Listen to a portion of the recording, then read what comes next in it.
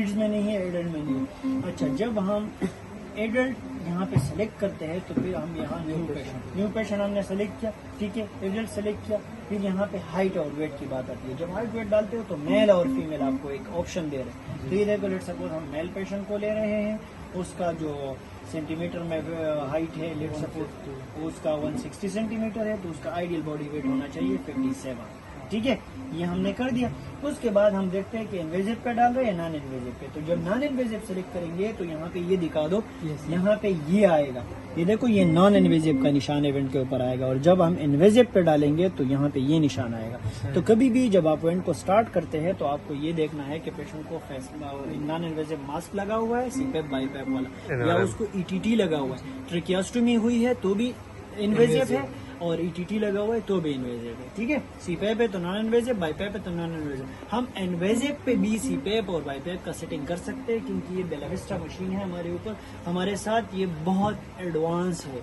इसमें जो है बहुत सारे ऐसे ऑप्शंस है, ऐसे सेटिंग्स है जो कि दूसरे इवेंट में नहीं हुआ करता था, ठीक है।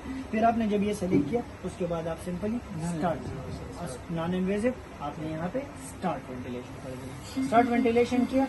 अब ये देखो यहाँ पे दिखाई दे रहे ऑटो सप्लाई फेल, क्योंकि इसको ऑक्सीजन हमने नहीं लगाया हुआ है, ठीक है। अच्छा, हुकूमत की भी वो हो रही है ना, एक्सपेंसेस हो रही है, ज़ाया हो रही है अगर हम ऑक्सीजन लगाएंगे, तो इसलिए नहीं लगाया, ठीक है। ये देखो अब वेंट स्टार्ट है, ऑटो सप्लाई फेल है, कोई कनेक्टर वगैरह नहीं लगी हुई है, ट्यूबिंग। ये देखो प्रेशर असिस्ट कंट्रोल मोड है, तो हमने यहाँ पे इस मूड को चेंज करना है। लेट सपोज हम डालते हैं सीपैप पे, तो देखो सीपैप अप्लाई किया, तो ये देखो अब सीपैप है 4 फीट के साथ, 5 फीट के साथ ये 100% FiO2 पे हमने डाल दिया। तो जो पेशेंट की पैरामीटर होंगे वो हमें यहाँ दिखाई देगा, ठीक है। ये सीपैप की सेटिंग है। इसमें पेशेंट की टाइडल वॉल्यूम यहाँ आएगा, मिनट वेंटिलेशन यहाँ आएगा, रेस्पिरेटर रेट यहाँ आएगा, FiO2 यहाँ आएगा। सर अगर हम नॉर्मल ब्रीथिंग जो प्रोसेस है वो कर नहीं हुआ, मतलब जब नॉर्मल फेस मास्क पे नहीं हुआ, तो फिर हम नॉन इन्वेजिव पे जाएंगे। नॉन इन्वेजिव स्टार्ट इन्वेजिव पे जाएंगे।